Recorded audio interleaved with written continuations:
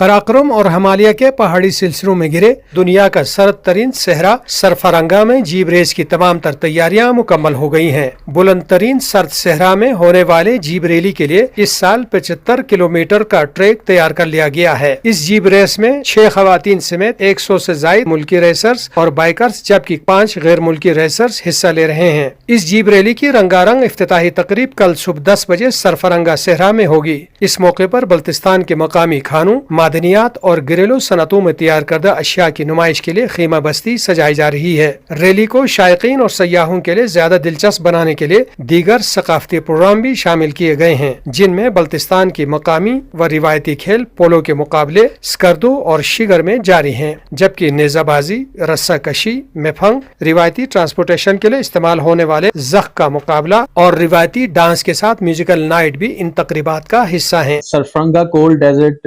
Rally 2022 یہ ہمارے پاس 4th edition ہونے جا رہا ہے، اور اس 4th ایڈیشن کو ہم نے بہت زیادہ ایفرٹ اور کوشش کے ساتھ اور بھرپور رنگوں کے ساتھ بھرا ہے۔ ہمیں اس ایونٹ کا شدت سے انتظار تھا، کیونکہ کورونا کی وجہ سے پچھلے کئی سالوں سے یہ ایونٹ نہیں ہو پا رہا تھا۔